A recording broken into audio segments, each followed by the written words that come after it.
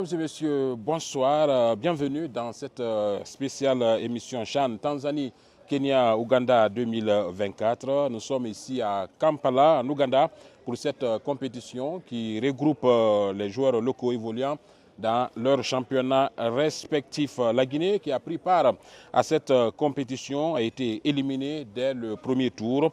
4 matchs, 1 victoire, 1 nul et 2 défaites. Le bilan est insuffisant pour avoir une place en quart de finale. Pourtant, l'équipe a montré de très belles choses malgré son élimination qualifiée de prématurée. Que peut-on retenir de la participation guinéenne à cette compétition? Qu'est-ce qui a marché? Qu'est-ce qui n'a pas marché pour les poulains de Souleymane Kamara Abedi? C'est autour donc de ces différentes questions que va se tenir donc ce plateau spécial réalisé depuis Kampala. Sur ce plateau, je reçois Djibril Kamara. Bonsoir Djibril. Bonsoir Kabafodé, bonsoir aux téléspectateurs et téléspectatrices. Bien, à ma gauche, Béné Bari. Bonsoir Béné. Bonsoir Kabafodé et bonsoir aux millions de téléspectateurs de la RTG. Bien, de la télévision nationale, Mami Ebelamo. Bonsoir Mami. Bonsoir Kaba et bonsoir à tous les téléspectateurs qui nous suivent à travers le monde. Bien, première question. Mami, la Guinée donc éliminée du CHAN dès le premier tour. Est-ce une surprise dans cette poule où il y avait vraiment de la place pour la Guinée? Bien, moi je me dirais que ça ne me surprend pas. Parce que déjà depuis le coup d'envoi de cette compétition, vous l'avez rappelé qu'on était dans une poule qualifiée comme étant la poule de la mort. Et pouvoir se qualifier dans cette poule-là, où on retrouve l'Afrique du Sud et puis l'Algérie, ça ne pouvait pas être facile pour des joueurs qu'on a suivis depuis la phase de préparation. C'est vrai, on a voulu vraiment faire mieux que l'édition de 2021, c'est-à-dire de la 3e place pour qu'on puisse au moins cette fois occuper la 2e place, pourquoi pas la 1re place, mais ce n'était pas du tout évident. Pour ceux qui ont suivi en tout cas la phase de préparation de cette équipe, le gros problème c'était au fait le manque de réalisme des attaquants. Et c'est ce qui a rattrapé au fait cette équipe. Vous avez vu, on a fini la phase de poule avec seulement que 3 buts marqués, 6 buts encaissés. Surtout si vous jouez une compétition majeure comme le championnat d'Afrique des Nations et puis vous êtes dans une poule relevée et que vous avez des attaquants qui n'arrivent pas à concrétiser des occasions, ça rattrape toujours. C'est ce qui nous a rattrapés. Même si vous l'avez rappelé que le contenu n'était pas mal, parce qu'on a vu quand même des joueurs déterminés, engagés. Moi je me dis, à part la génération de 2021, je n'ai jamais vu une génération aussi motivée, engagée. Surtout, on avait affaire à des joueurs qui étaient à leur première expérience. Tout ça, majeur, oui. Tout ça a rattrapé également parce que les joueurs cadres qui étaient dans cette équipe-là n'étaient pas nombreux. On peut au moins citer 4. Et ces joueurs n'ont pas joué, n'étaient pas titulaires. Ils rentraient toujours à la 2e en cours de match. Et donc, si vous avez affaire à un effectif comme ça rattrape toujours. Franchement, c'est ce qui a joué surtout sur cette équipe du Sili, le manque de réalisme. Et moi, je me dis, pour répondre vraiment à ta question, je ne suis pas du tout surpris parce que je me disais que ça allait être compliqué pour le Sili de s'en sortir, soit face à l'Algérie, également face à l'Afrique du Sud. Bien. Et pourtant, ce sont en tout cas face à ces 2 formations que le Sili a produit en tout cas de bons jeux. Par rapport moi à ce que j'ai vu. Béné, est-ce que ça vous surprend du fait que la Guinée est sortie dès le premier tour? Bon, pas une surprise, parce qu'il faut le dire clairement, on n'était pas annoncé comme les favoris de cette poule. Il y avait l'Algérie qui a été finaliste lors de la dernière édition. Ils ont perdu à domicile contre le Sénégal. On a l'Afrique du Sud qui est tout le temps cet éternel favori dans les compétitions, de par son championnat qui est l'un des meilleurs sur le continent. Vous avez l'Ouganda, le pays hôte. Donc le Sili n'était pas annoncé comme favori. Mais vu ce qui s'est passé dans ce tournoi, vu ce qu'on a vu, on peut nourrir des regrets. Parce qu'il y avait de la place pour aller chercher une qualification dans cette poule. Je ne veux rien enlever au mérite de nos adversaires dans cette poule, mais sincèrement, il y avait quelque chose à faire. Il y avait cette place qu'on pouvait arracher pour se qualifier pour la suite de la compétition. Malheureusement, on n'a pas su saisir les nombreuses occasions, les nombreuses opportunités qu'on a eues durant cette campagne de cette phase de poule. Et malheureusement, aujourd'hui, on est à la porte de cette 8e édition parce que, voilà, après la victoire contre le Niger, on s'attendait à ce que la suite de la compétition soit belle, mais malheureusement, on a été terrassé par le pays hôte. Donc ça nous a effrayés, mais on a vu quand même que contre l'Afrique du Sud, voilà, il y avait quelque chose à faire, surtout que moi, je me souviens encore la question d'un de nos confrères en conférence de presse qui disait que, écoutez, qu'il ne voulait pas manquer de respect à cette équipe sud-africaine. J'avais compris mieux la question après le match, pourquoi il avait posé cette question à l'entraîneur sud-africain. C'est parce que, il faut le reconnaître, il n'y avait pas aussi des grands noms du championnat sud-africain dans cette équipe. C'est un peu une équipe bis qu'on a là parce que des équipes comme les Mamelodi Sundowns n'ont pas accepté de libérer certains gros joueurs. Donc, tous ces marapmètres voilà, nous ont donné l'opportunité d'aller chercher une place pour le second tour, mais malheureusement, on n'a pas su saisir. Donc, encore une fois, que de regrets. Moi, je nourris beaucoup de regrets dans cette campagne du Sili local, dans cette 8e édition. En tout cas, comme pour beaucoup d'autres observateurs, je ne sais pas si c'est le cas pour Djibril, qui a suivi cette équipe depuis les préparatifs jusqu'aux phases finales. Est-ce que ça a été une surprise pour vous? Bon. Je peux dire que moi j'ai été quand même surpris de voir la Guinée sortir dès le premier tour de ce tournoi. Vu tout ce qui a été peaufiné, le Sili a eu pratiquement tout le temps de se préparer. C'est plus que même une équipe nationale A. On parle des catégories, mais le Sili local a eu quand même le temps de se préparer. Imaginez de Dakar, on a rappelé la fois dernière. Et si l'équipe, avec tout ce qu'on pouvait avoir comme idée, corriger les imperfections, après l'équipe arrive à la phase finale de ce tournoi et passer à côté de cet objectif. Moi, en tout cas, ça m'a beaucoup surpris. Mami l'a rappelé tout à l'heure. Mais pourtant, vous avez émis des inquiétudes, des doutes par rapport à cette formation, surtout au niveau de sa ligne d'attaque qui n'est pas efficace. Voilà, justement, parce que quand on a suivi le parcours du Sili local pendant les différents stages, pratiquement les attaquants n'ont pas marqué, voilà, n'ont pas eu en tout cas le temps de se créer des occasions. Quand il y a eu des occasions, c'est-à-dire marquer autant de fois que l'équipe pouvait.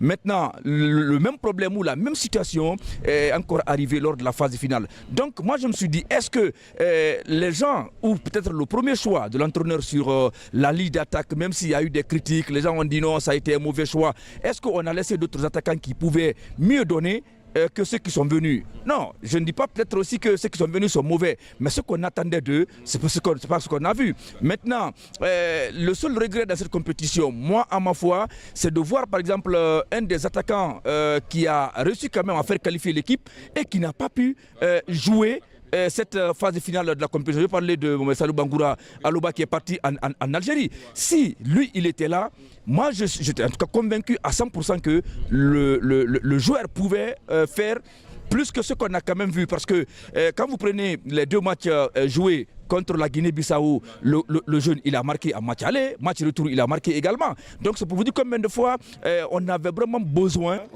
de ce tueur, de cet attaquant tueur. Maintenant, dans l'ensemble, le regret c'est quoi?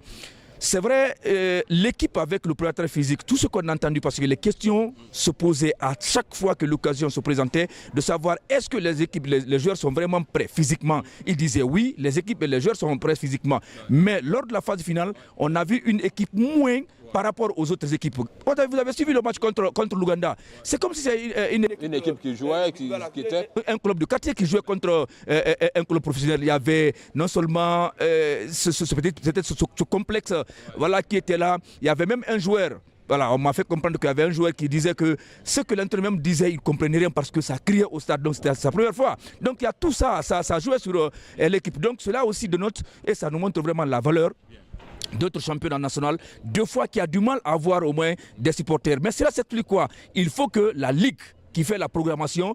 Pas à ce niveau. On n'est pas à ce niveau. On n'est pas encore à ce niveau. Vous nourrissez des regrets comme beaucoup d'autres. Pourquoi je le dis? Quand vous regardez les différents championnats, les stades sont remplis. Même il ne reste qu'un simple match entre les clubs du quartier. Donc voilà un peu. Donc aujourd'hui, voilà. Donc il y a un regret quand même. D'accord. Justement, avant de donner la parole à Béné, Mami va avoir donc la parole. Mami, la deuxième question, peut-être en plus de ce que les attaquants ont montré comme inefficacité devant les buts, qu'est-ce qui n'a aussi pas marché pour le Syli national de Guinée? Parce qu'on parle de conditions de vie, de conditions, en tout cas, de déroulement des matchs, en plus de l'inefficacité des attaquants. L'inexpérience surtout. Hein. L'inexpérience a joué beaucoup sur cette formation du Syli parce que Djibril le rappelait, jouer face aux pays organisateurs et puis tenir la pression du public, il faut être vraiment un habitué de la compétition pour pouvoir y arriver.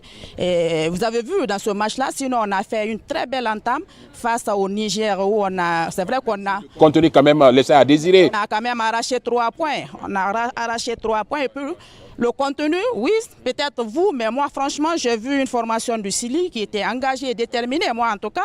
Et puis le second match c'était face aux pays organisateurs. Je le disais tout à l'heure, la pression a beaucoup joué sur cette formation du Syli. Si c'était des joueurs habitués à de telles compétitions, ils pouvaient au moins tenir cette pression-là.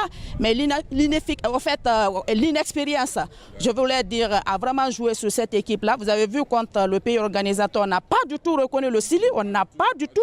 On se disait même, est-ce que c'est les joueurs qu'on a vus face au Niger qui jouaient là?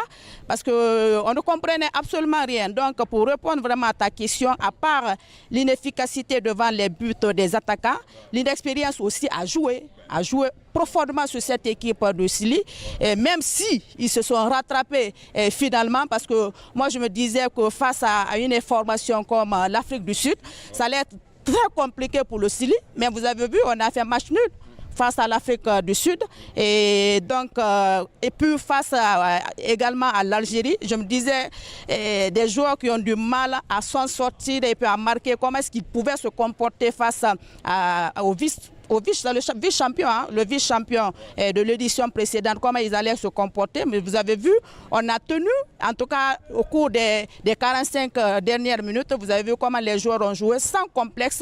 On a réussi même à marquer le premier but. Nous étions toujours ce problème d'inexpérience. Hein, et puis, de gestion des derniers instants. Et c'est avec toutes les catégories, on a du mal vraiment à gérer le temps. Sinon, on pouvait en tout cas gagner ce match-là. Moi, je regrette franchement parce que je voyais cette victoire. Je voyais cette victoire-là. Marquer déjà le premier but, je me disais que le gros problème était déjà fait, c'était déjà résolu. Mais on n'a pas pu tenir et puis on a laissé l'Algérie égaliser. Et le score ne nous arrangeait pas. Et puis le Syli quitte prématurément cette compétition. C'est vraiment regrettable parce que moi, c'est ce que je dis. Juste après le match, je dis on méritait une place dans cette compétition. On ne méritait pas de quitter maintenant cette compétition parce qu'on a ces joueurs-là qui pouvaient vraiment faire l'affaire. En tout cas, si toutes les conditions ont vraiment été réunies, l'inefficacité des attaquants, l'inexpérience de beaucoup de joueurs au sein de cette formation, mais Béné, vous partagez l'avis de Mami, en plus de l'inefficacité, est-ce que vous accusez aussi l'inexpérience des joueurs? On a vu, elle a tout à fait raison, parce que lorsqu'il y a un stade de 45 000 personnes qui grondent, qui transforment le lieu en chaudron, ça devient compliqué face à des jeunes joueurs qui n'ont pas l'habitude de jouer même devant 5 000 10 000 personnes. On sait ce qui se passe dans notre championnat, vous et moi. Il y a de ces matchs, il y a à peine 50 personnes dans les gradins. Mais moi, je vais rajouter aussi peut-être la naïveté défensive de cette équipe. Moi, par exemple, un joueur comme Kabinet Kouyaté, bon, je n'ai pas envie de l'indexer, ça a été un naufrage collectif. Mais à chaque fois qu'il avait le ballon, moi, j'avais un peu la boule au ventre, j'avais des frissons parce que voilà, ça tâtonnait un peu. Donc, je rajoute cela à cette équipe, voilà, aux défaillances de cette équipe. Parce que moi, sincèrement, à chaque fois qu'il y avait des phases offensives de l'adversaire, je sentais qu'il y avait du danger. Et surtout dans les balles aériennes aussi. Je n'ai pas senti de la sérénité au niveau des balles aériennes. Ça me rappelle le premier but qu'on a pu contre cette équipe de l'Ouganda. Je pense que on pouvait éviter. On pouvait éviter d'encaisser ce genre de but. Donc c'est des choses qu'il faut mettre voilà, au compte des nombreuses défaillances de cette formation du Syli national local. Bien. Naïveté défensive, l'inefficacité voilà, de l'attaque, l'inexpérience des joueurs. Bon, pas forcément l'expérience. Vous le savez, peut-être plusieurs commencent d'abord par deux. Imaginez, la Guinée est à sa 4e édition.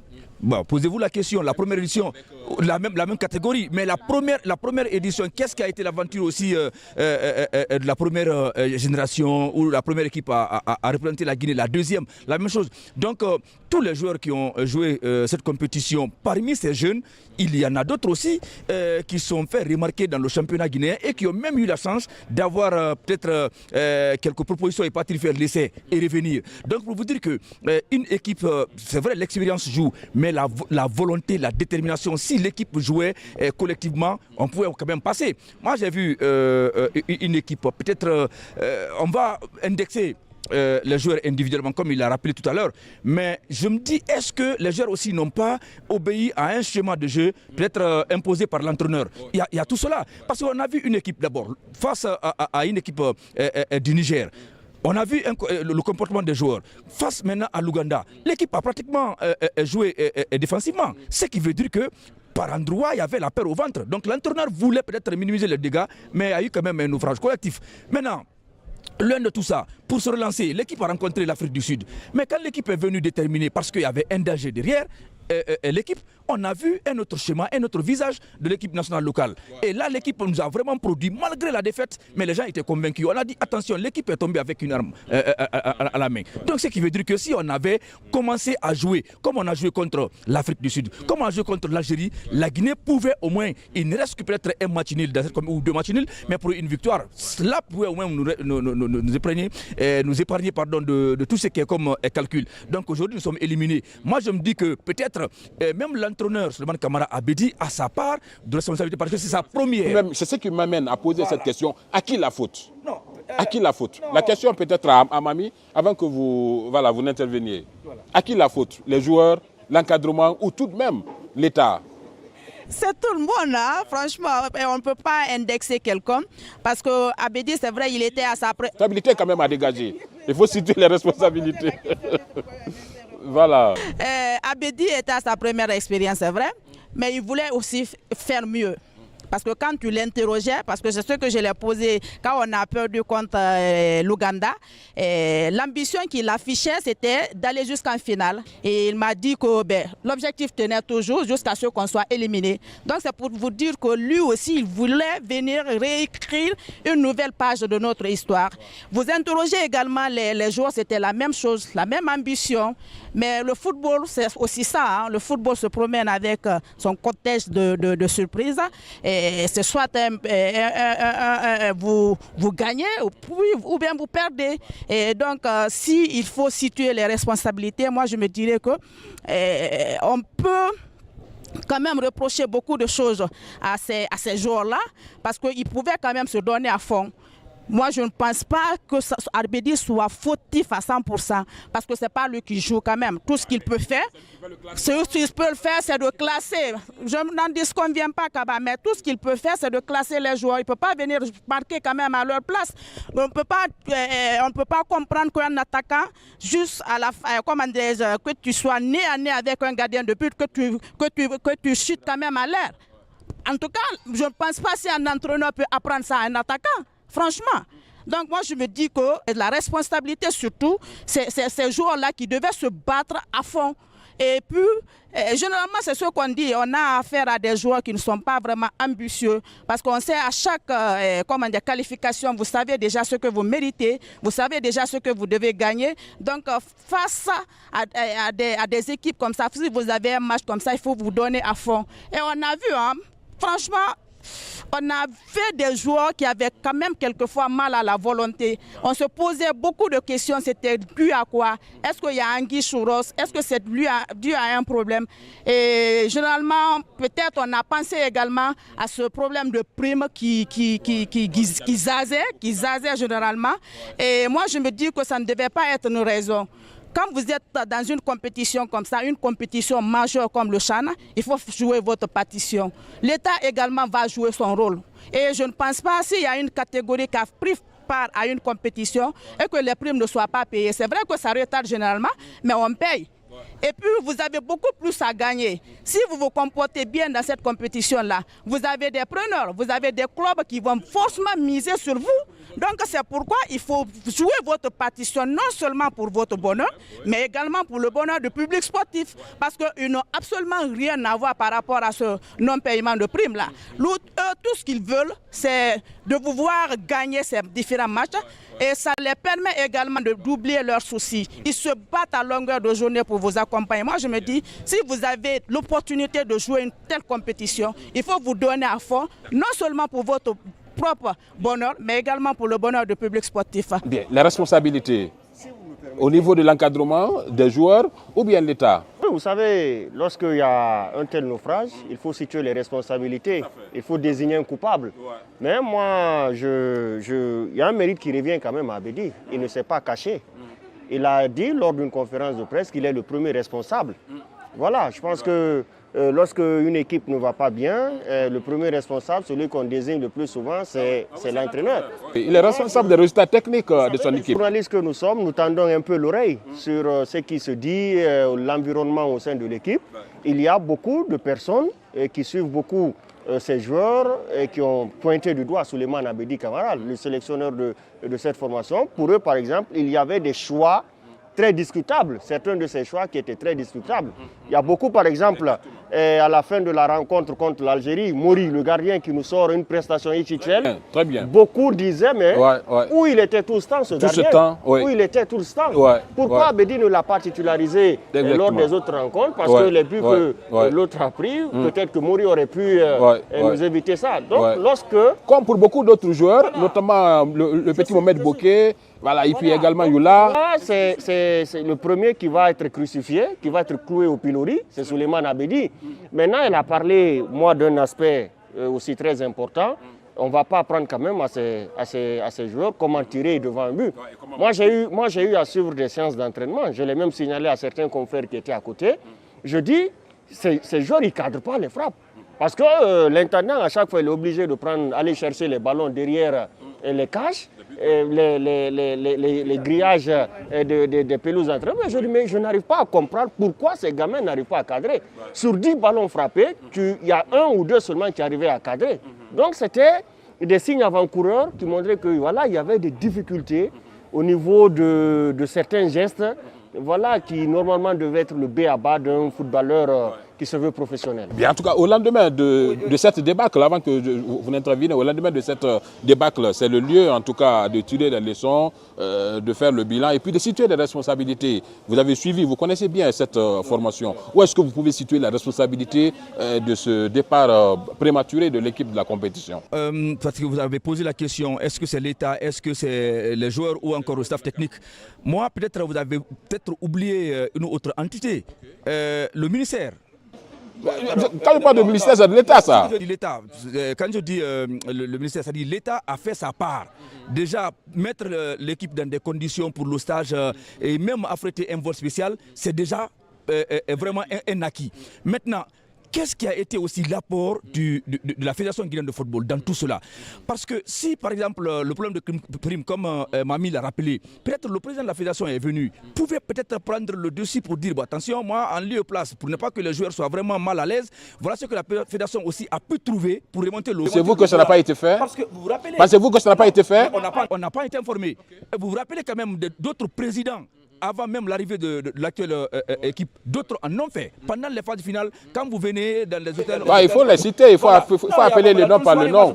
Lui, voilà, Moralton Soirée qui a été toujours, même paix à son âme, Salif Kamara Super V aussi le faisait par le passé. Donc aujourd'hui, quand vous prenez tous ces aspects, on peut dire que, moi je me dis que, et le staff technique et les joueurs, le problème c'est à son niveau.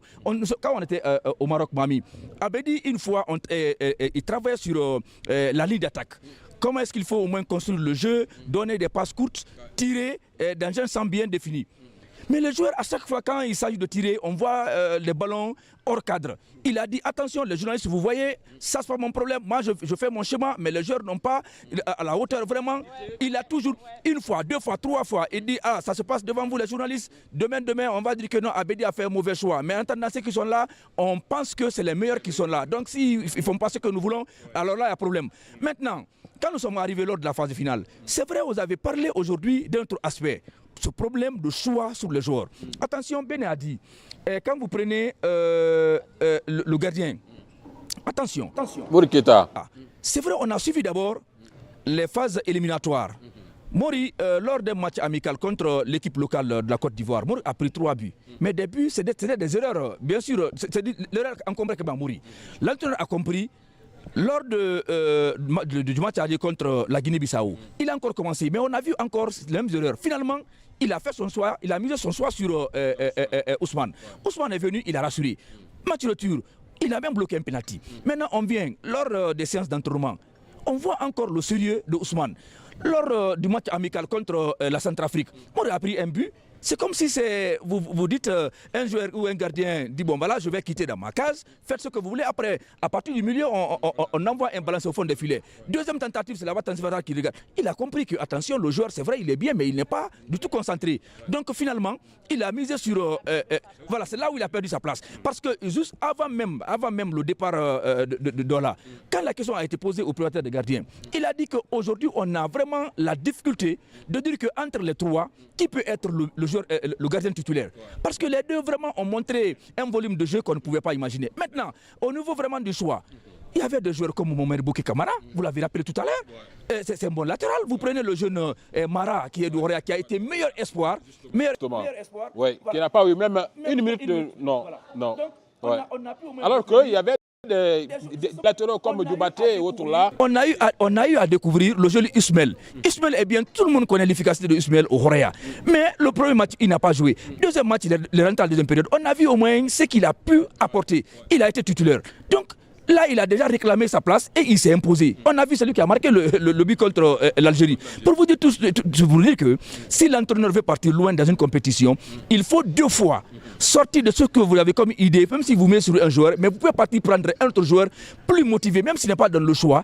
Mais s'il est motivé, il faut vraiment lui porter confiance. Il peut apporter beaucoup plus que celui qui a l'habitude de jouer. On a vu le jeune Dramé lors le match contre non, l'Ouganda. L'Ouganda d'abord avant l'Afrique du Sud. Complètement passé à côté. Mais l'entraîneur, il a pris le risque, il a gardé. Sinon, il y avait Mohamed, il y avait Ibrahim Sankon qui pouvait peut-être aussi jouer le rôle. Au moment où il y avait un milieu 6 qui est l'ancien Silla, Sinkala du Horea. Ces joueurs-là pouvaient au moins peut-être couvrir Ibrahim Sankon, même si on dit que oui, il ne peut pas attaquer, il ne peut pas couvrir, il ne peut pas courir. Oui, c'est des raisons, mais attention.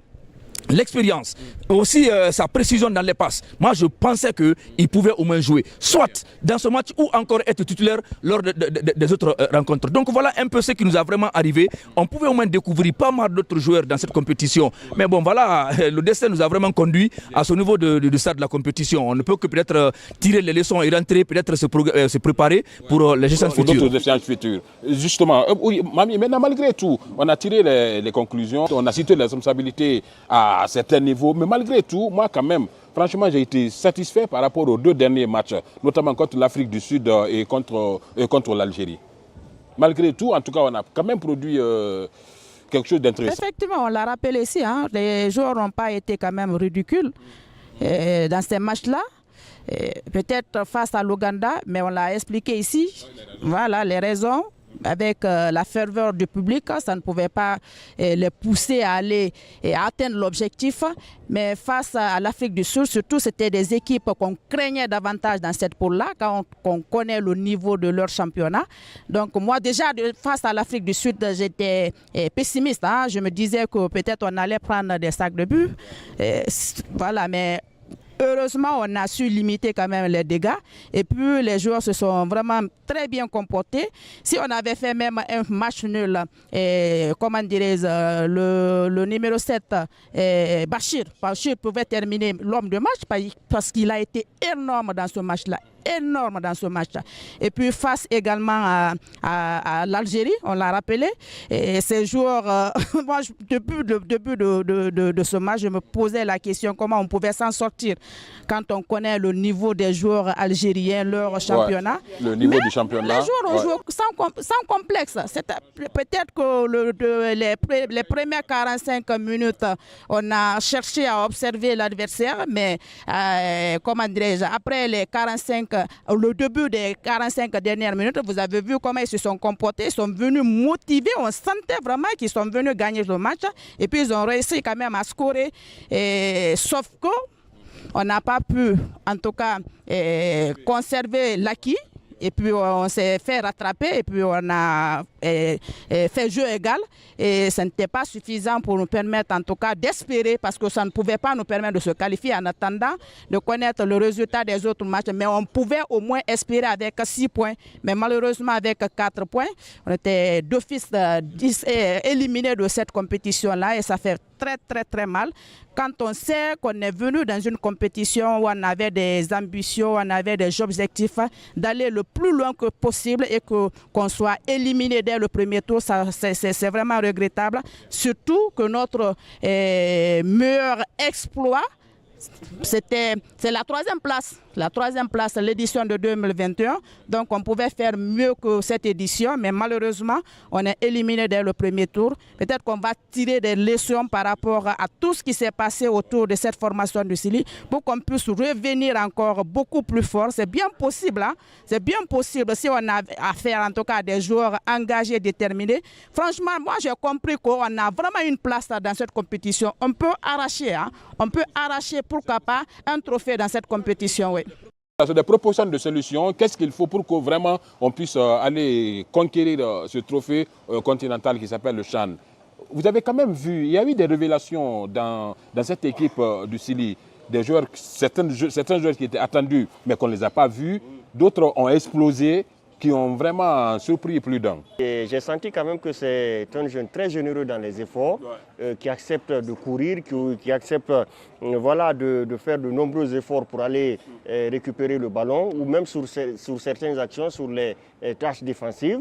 Maintenant, ce qu'il y a peut-être à améliorer dans son jeu, je rappelle encore, c'est un très jeune joueur, c'est voilà, le dernier geste, la lucidité, c'est des choses qui se travaillent. Il a, c'est un peu à l'image voilà, il a une grosse de son homonyme. de son homonyme Vinicius, qui a connu des débuts.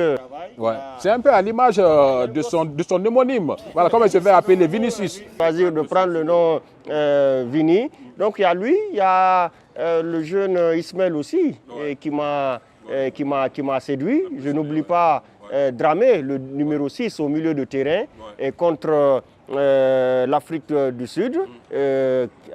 Un jeune que j'ai vu fournir vraiment beaucoup d'efforts au milieu de terrain. Il a vraiment charbonné, hein, au niveau du milieu de terrain.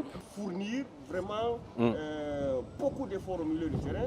Il a vraiment charbonné, hein, au niveau du milieu de terrain. Ben, par 2 fois, il nous est arrivé d'avoir voilà, un homme de match par 2 fois, Alassane Bangoura. Ouais. Ces joueurs dans des conditions, quand je dis dans des conditions, c'est au niveau de notre championnat local. Essayer de rehausser le niveau au niveau de tous les plans. On va revenir sur ça tout de suite. Je vais poser la question, qu'est-ce qu'il faut maintenant? Qu'est-ce qu'il faut vraiment pour qu'on aille conquérir ce trophée continental? On en était à notre 4e participation. La 5e, est-ce que ça va être la bonne? Et pour que ça soit la bonne, qu'est-ce qu'il faut? Peut-être il faut un peu rehausser le niveau de notre championnat, donner toujours la chance à l'entraîneur de faire le bon choix sans imposer les joueurs. Parce qu'aujourd'hui, on a l'impression que celui qui vient à la fédération et s'il a un club et que ses joueurs ne sont pas, par exemple, sélectionnés, automatiquement, l'entraîneur est devant des juges pour au moins s'expliquer. Donc il y a tout cela parce que c'est des occasions rares. On veut au moins peut-être faire comprendre aux gens que oui, c'est des bons éléments. On a vu des joueurs tout à l'heure, vous l'avez appris, avec des révélations, le jeune Alassane Bangoura, le jeune Mohamed Lansana Silla ou encore le jeune Youla de Horea. C'est vrai, c'est des joueurs vraiment aujourd'hui, s'ils sont vraiment bien encadrés et qu'avec un bon suivi, ça peut au moins nous envoyer loin. Vous avez vu avec les U17, l'année à laquelle la Guinée a même remporté une médaille précieuse. Mais malheureusement, ces jeunes, après notre retour, après on nous a fait comprendre qu'il y a eu peut-être une question de tricherie, on a retiré tout. Ces jeunes-là sont devenus comment? Aujourd'hui, on ne parle plus maintenant, ils sont devenus quoi? Aujourd'hui, on ne parle plus maintenant de ces jeunes. C'est pour vous dire qu'il n'y a pas de suivi chez nous. Si nous voulons vraiment avoir des trophées, avoir l'avenir dans notre championnat, quand une génération est engagée dans une compétition, c'est de les encadrer, trouver vraiment des cadres idéaux pour que ces joueurs-là vraiment où ces jeunes-là soient dans un bon chemin. Mais après la compétition, ils sont abandonnés à eux-mêmes, d'autres même abandonnent en cours de chemin, d'autres même qui partir sans un bon encadrement. Il y a tout ça, donc il faut au moins trouver une bonne solution pour les encadrer et les mettre dans des conditions. Cela nous permettra vraiment d'avoir des joueurs cadres, mais aussi des joueurs d'avenir. Et là, on peut-être 1 an, 2 ans après, on va voir des jeunes qui ont aussi atteint un certain niveau voilà, qui peuvent aussi partir représenter la Guinée dans des compétitions. Bien. En tout cas, il y a des joueurs qui ont poursuivi leur progression et qui sont venus jusqu'à ce niveau, qui ont montré vraiment à la face du monde qui seront capables de faire quelque chose. Oui, Mami, proposition de solution pour que dans 2 ans, qu'on puisse vraiment aller conquérir ce trophée continental. Oui, c'est une compétition qui est réservée aux joueurs qui jouent dans les championnats africains. Et qui devient de plus en plus relevé. Oui, en relevé, on est à la 8e édition, mais vous voyez déjà le niveau de la compétition. Et le 8, on est venu à 16, on est venu à 18 et aujourd'hui on est à 19 équipes. Effectivement, donc si vous devez prendre part à une telle compétition, il faudrait que l'équipe soit préparée mentalement et puis faire en sorte, je rejoins Djibril quand il dit qu'il faut faire en sorte que le championnat ait un niveau relevé et puis que ce championnat puisse drainer également le monde. On a vu la sortie du ministre en charge des sports quand on a pris la défaite face au pays organisateur. Il n'a pas accusé les joueurs parce qu'il s'était dit que c'est des joueurs qui ne sont pas habitués à jouer devant un public. Si on analyse profondément ses propos, il a une part de vérité. De sorte que ce championnat-là puisse drainer le monde, mettre des stratégies en place, des politiques en place pour que les stades se remplissent lors de ces matchs de championnat et puis mettre les joueurs dans des conditions qu'il faut. Parce que quand vous jouez une compétition, vous n'êtes pas les seuls. Parce qu'on a vu déjà le pays organisateur, quand ils devaient jouer, quand ils ont raté leur premier match. Perdu contre l'Algérie, oui. Ouais, ils ont été motivés. Ils devaient jouer contre la Guinée. Vous avez vu des propositions du gouvernement et vous avez vu déjà comment ils se sont donnés à fond pour gagner le match. Et c'est une des sources de motivation. C'est vrai que quelque part, il ne faudrait pas mettre tout le temps l'argent devant. Il faudrait mettre le patriotisme devant, mais quelquefois, il faudrait quand même penser à cela, ça les motive davantage. Et il faut prendre ces dispositions-là pour nous permettre en tout cas d'aller le plus loin que possible dans ces compétitions. Parce que moi, je me dis qu'on mérite, franchement, on avait un effectif qui pouvait aller le plus loin que possible dans cette compétition-là. Si auparavant, on avait pris ces dispositions. Toutes les conditions, en tout cas, étaient réunies. Oui, Béné. Oui, rapidement. Baissé sur la scène africaine, alors que sur l'édition de 2016, il y avait le Horea et l'ASK qui étaient à un très bon niveau. Donc c'est surtout ça aussi. Parce que lorsque le championnat il est bon et qu'ils font long feu sur la scène continentale, ça leur permet de se mesurer à d'autres footballeurs des autres pays. Donc c'est surtout ça, avoir des clubs forts sur la scène africaine. Et c'est ce qui nous amène à mettre un terme à cette rencontre avant que vous... Oui. Est-ce que la CAF aussi n'a pas accepté à ce que le joueur aussi qui évolue sur le continent africain, au moins joue aussi pour... voilà. Ça a été une proposition qui avait été faite avant cette compétition, mais finalement qui a été annulée. Peut-être d'ici l'édition prochaine, voilà, on souhaite que vraiment cette décision soit incluse dans le règlement, voilà, dans le règlement du championnat d'Afrique des Nations, permettant aux joueurs évoluant sur le continent puissent jouer pour leur équipe respective. Il ne me reste plus qu'à vous dire merci, Djibril, d'être venu dans cette émission. Merci aux réalisateurs, mais aussi aux téléspectateurs et téléspectatrices. Merci au gouvernement, le ministère de l'Information, paix à l'âme de notre confrère Daouda Taban Silla, vraiment. Ça, Taban Silla, dont on a appris le décès, ça nous a fait très mal. Donc on ne peut que prier pour le repos de son âme. Béné, merci. Merci Kaba Fodé, ça a été un plaisir. Bien. Mamie, encore une fois, merci d'être venue. Merci Kaba et merci aux téléspectateurs qui nous suivent. On aurait voulu aller le plus loin que possible dans cette compétition, mais le destin en a décidé autrement. On rentre à la maison et puis tirer les leçons. Et je ne peux pas terminer sans m'incliner devant la mémoire de notre regretté Daouda Taban Silla qui nous a quittés le 15 août dernier. C'est vraiment regrettable. On a appris la nouvelle à partir d'ici. Pour nous qui connaissons déjà l'homme, on sait que c'est une perte énorme pour la RTG. Paix à ton âme, champion. Merci, merci à vous autres téléspectateurs de nous avoir suivis depuis Kampala. C'est la dernière émission ici réalisée donc, sur ce plateau à l'occasion de ce championnat d'Afrique des Nations qui voit la fin de course pour le Sili national de Guinée dans cette compétition. Les caméras ont été tenues par Mangamouri Kamara, Yamoussa Kamara, Alpha Omar Diallo Aoudé, réalisation Khalidou Koya Diallo. Au revoir, on se retrouve à Conakry pour d'autres infos sur les différents plateaux de la télévision nationale. Au revoir.